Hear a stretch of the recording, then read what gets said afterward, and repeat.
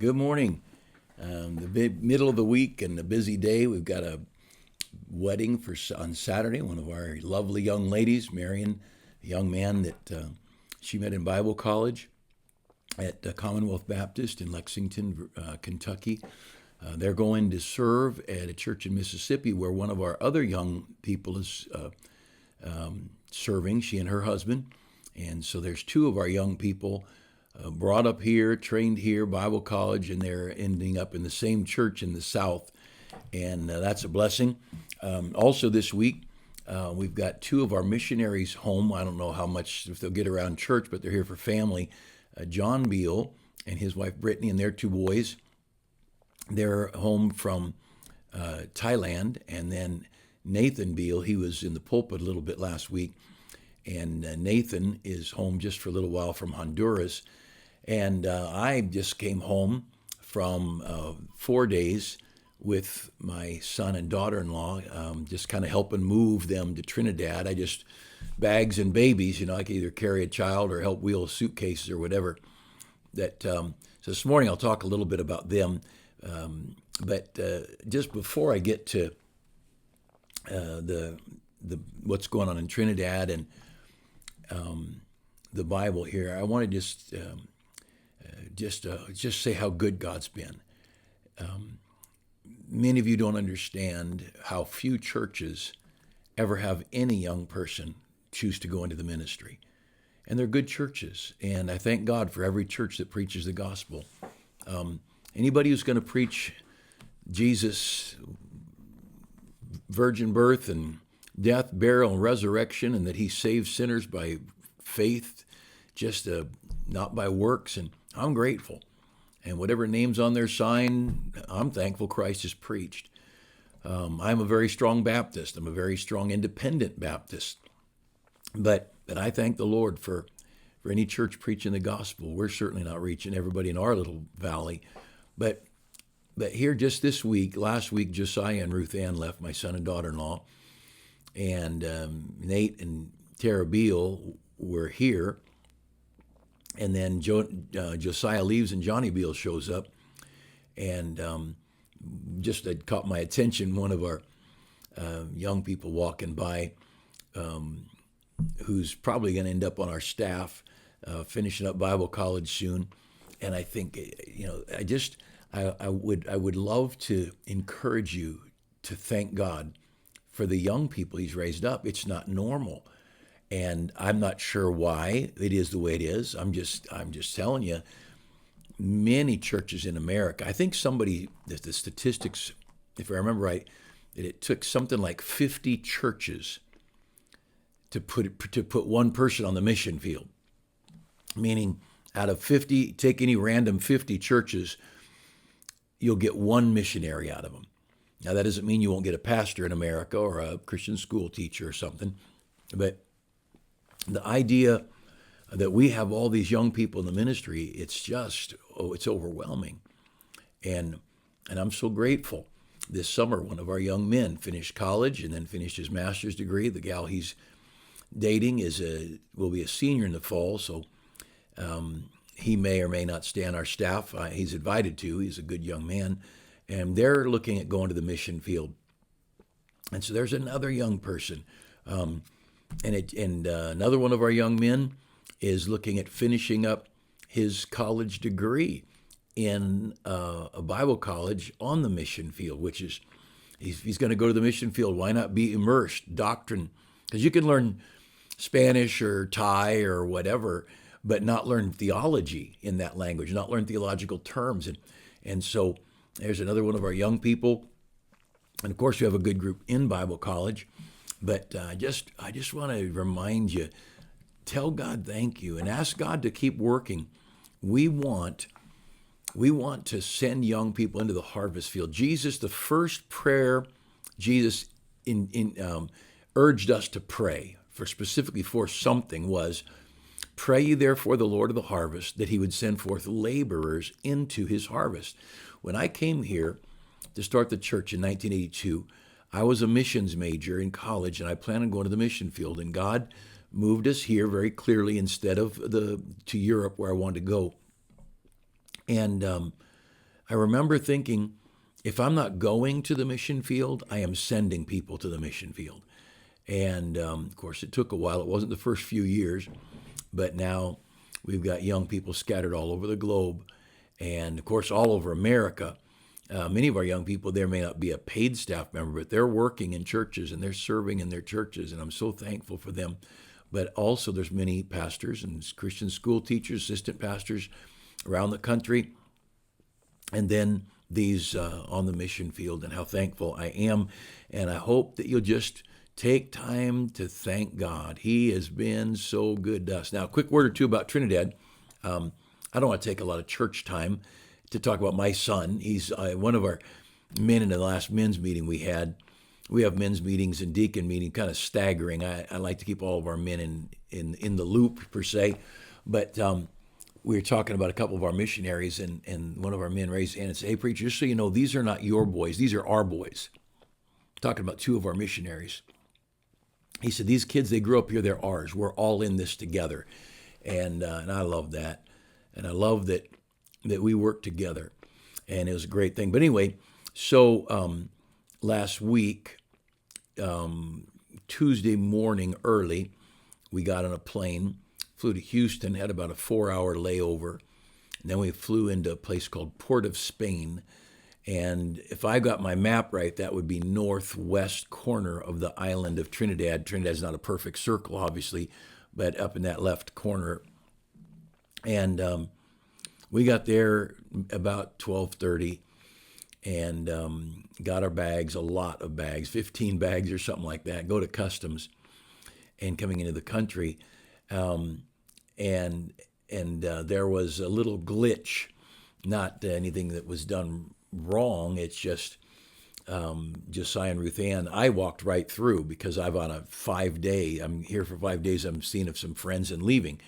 No big deal. Well, they're on 90 days. They put on their visa, and they just wanted to visit friends. Well, you know, you don't visit friends for 90 days, so they're suspicious. Are you selling things or whatever? Well, long story short, they found out that they're going to be helping a friend who's a pastor. And they didn't say they were coming as missionaries, just coming to be a help.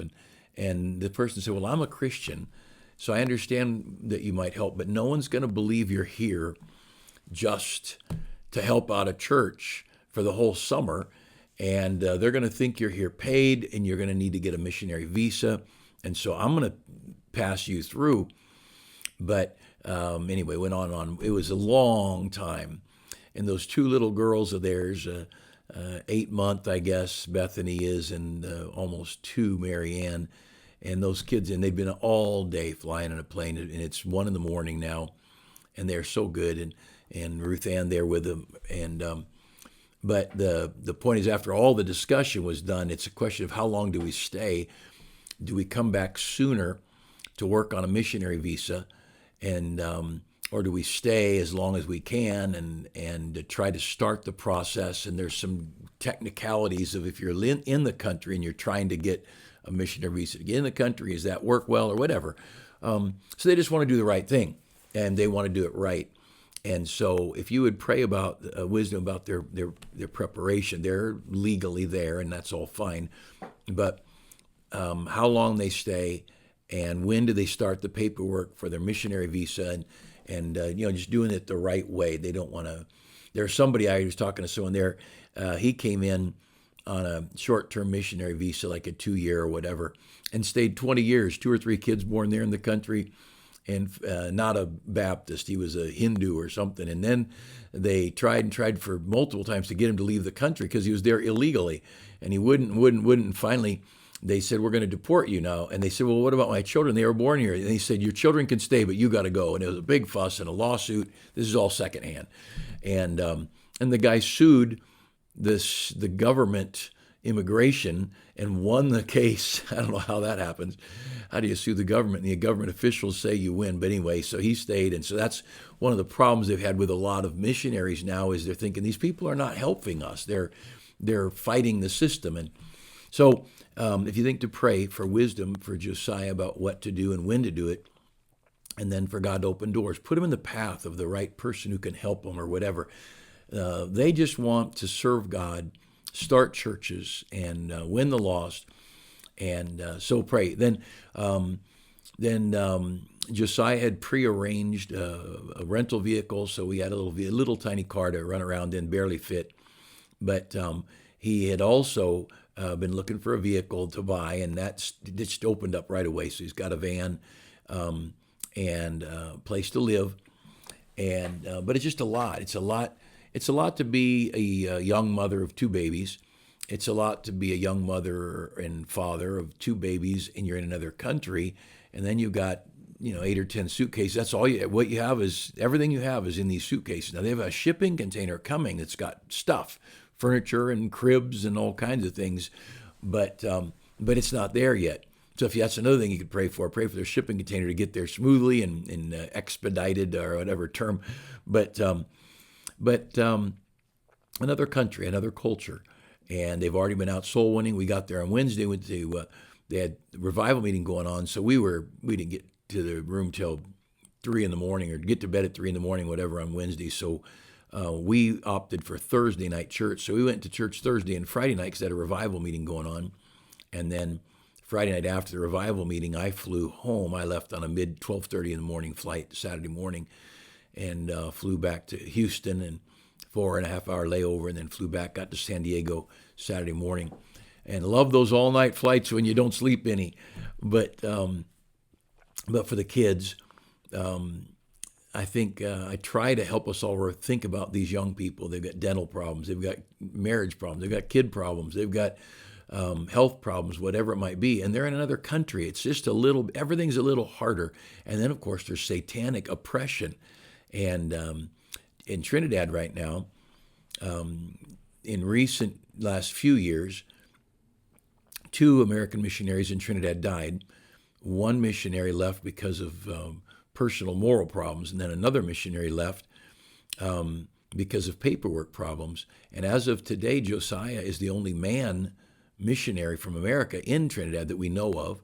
There's 2 islands, and there could easily be somebody that we don't know about. And then, so his wife, and then there's a widow of one of the men who died. She's still there. So Ms. Cepek, and she's a great lady. Wow, what a blessing she is. And so Josiah, Ruth Ann, and Ms. Cepek, they're the only missionaries right now in America, from America, in Trinidad that we know of. And Trinidad and Tobago are 2 islands, but it's the country of Trinidad. Actually, I think they call it Trinidad Tobago because their money is TT, Trinidad Tobago. But if you'd pray for the paperwork decisions, pray for just settling in, finding the right shoes, and all the things that you have to do getting settled in, and then for their health, health of the babies, and health of Josiah and Ruth Ann, and just ask God's blessing. But they've already been out soul winning, and they've been at, of course, churches services on Sunday, and they're in a good church, a church founded by an American missionary, and one of the people reached in that church is now the pastor. And so Josiah and Ruth Ann are going to stay there for a little while. The plan is to work with him. They're just there now visiting their friend, but they're going to, their plan is whenever it's appropriate to get a missionary visa, and then they'd like to work under him for a little while, get the culture and everything, and then they'd like to go start a church. And so anyway, there's a lot of needs and a lot of opportunities as well. But pray for them, health as well as the paperwork, the legal things, because they want to do things right. They want to follow the rules, and they're not going to that country to be rebels. They want to go there to be a blessing, and they're not going there to make everybody Americans. They're going there to make them Christians if God would give them help. So I want to mention just one verse. Took a little extra time this morning. I'd like to mention one passage in Mark chapter 15. Jesus has been arrested, and there's a debate going on. Pilate has him, and at the feast they usually release somebody. There's a notable criminal called Barabbas, and he was in there for insurrection, trying to take over the country, and for murder. And Pilate said, "Well, should I release Jesus or should I release Barabbas?" Now Pilate knew Jesus was innocent, and 3 different times he said, "I find no fault in this man. This guy's done nothing wrong." And I think he wasn't man enough to stand up for what he believed, but I think he knew what was right. But Pilate answered again and said, "What will you then?" I'm in verse 12 of Mark 15. "What will you then that I shall do unto him who is called the King of the Jews?" And they cried out again, "Crucify him." Then Pilate answered them, "Why? What evil hath he done?" And they cried out the more exceedingly, "Crucify him." They didn't have a reason to have Jesus put to death. Jesus said, "Which of you convinceth me of sin? Just tell me the wrong I've done. Civil law, moral law, religious law. Tell me what I've done. Tell me the person I've offended or who I've taken from." Never happened. They couldn't, but they're just angry. And boy, there's a lot of angry people that lash out accusations and just mean and vile, and they don't have any reason. And it's a pitiful thing. But here's the point. Verse 15 is where we're going. So Pilate, willing to content the people, released Barabbas unto them, and he delivered Jesus, when he had scourged him, to be crucified. Willing to content the people. I'll tell you, it's a lousy reason to do anything. You're looking at right or wrong. You're looking at the right thing to do, the thing that would please God or make the people happy. Public opinion is way, way too elevated in our eyes. People get enough social media attack and they'll let go one of their employees, or they'll quit selling a product, or they'll change their advertising. This last year there was somebody had some advertising on some beer commercials or something, and boy, they took a lot of heat over that. Well, enough pressure, but you know what? If it's the right thing to do, just do it. And as Christians, we are in America where today I've got these beautiful buildings. I get to be a part. I get to serve in this church. I get to work here in the ministry. Not my church. I work here. It's God's church. And I'd love to stay if God had let me. But we've got beautiful buildings and churches all over the country, and freedom and buses and what a great, we can pass out tracts and talk to people, wear T-shirts that talk about God, and radio that talks about the Savior, and internet. We have such freedom. But most countries don't have that. And so this thing, willing to content the people, we need to talk about Jesus, whether it makes people happy or not. We need to read our Bibles, whether it makes people happy or not. We need to go to church, whether it makes people happy or not. We shouldn't be motivated by what contents the people. I know parents willing to content the children. They'll let the teenagers go somewhere the parents don't approve of, but they'll let them go because they don't want a big fuss at them. The kid's going to make home miserable. Hey, let them go rather than make the house miserable. No, do the right thing and then teach that kid, you're not going to make our house miserable. Little children, you've seen it in the grocery store. Some kid, I want a candy. No, you can't have a candy. Please let me have a candy. No, you can't have a candy. And back and forth. And the kid's volume is raising and he's more intense. And I want a candy. Willing to content the child. The parent gets him the candy. Well, you're raising a monster. You're raising a gangster. You're raising a politician. Somebody who learns, if I throw a big enough fit, I can get what I want, even though the people don't want to give it to me. And willing to content the people. Your child should do right because you tell them to do right. And if you say no to a child, there should not be another request unless it's an explanation. Maybe there's a certain time that a child said, well, Dad said I could, and I'm not sure what I should. Very polite, very respectful. Perhaps it could be discussed if it was discussed politely. But Mom says no, it's no. We're not debating it. Dad says no, it's no. And you don't go to Mom and say, well, Dad said I can't. What do you say? Oh, no, you do that in our house, you are in big trouble. And you better not only not do that, don't come to me without telling me Mom already said no, or go to Mom without saying Dad said no. Oh, no, that's the end of the world. But willing to content the people. And in church, pastors, wimpy, sissy,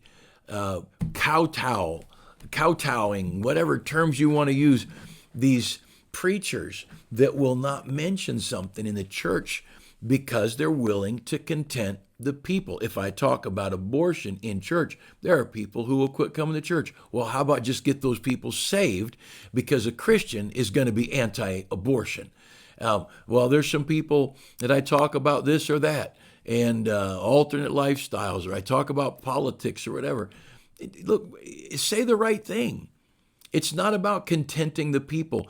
The people should come to the church because the church ought to be the moral conscience of the country. That's why preachers need to mention politics some.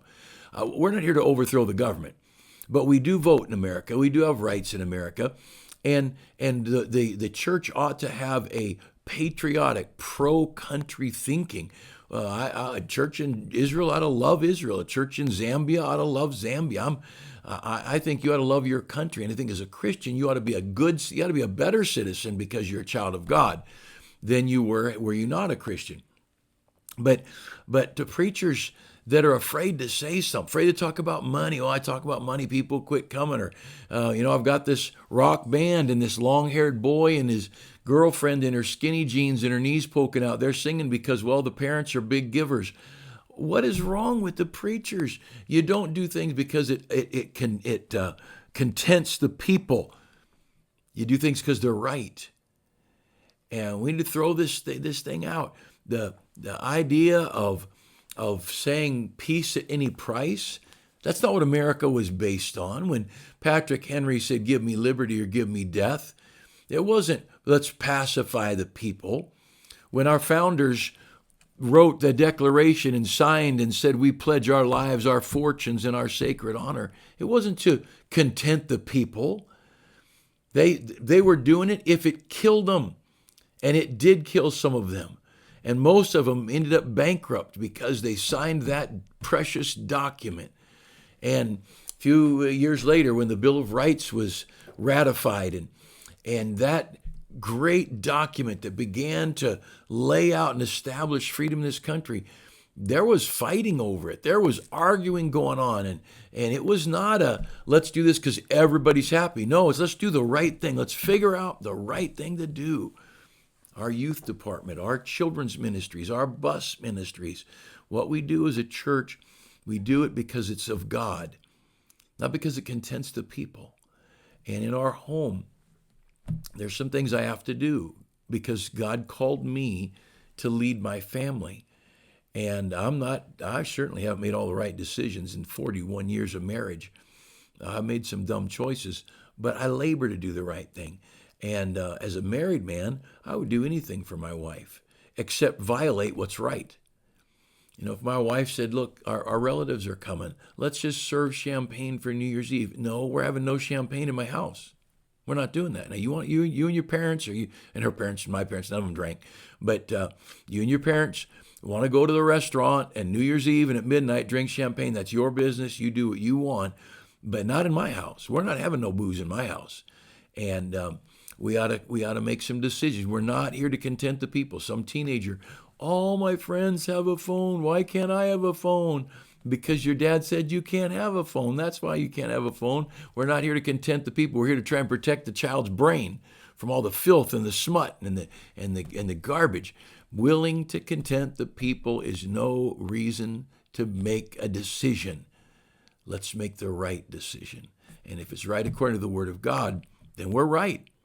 We may die in the process. Naboth died because he was saying, no, I'm not going to sell you this property because the Bible says I can't sell this property and I'm going to please God, not the king. And the king had him killed, or the queen had him killed.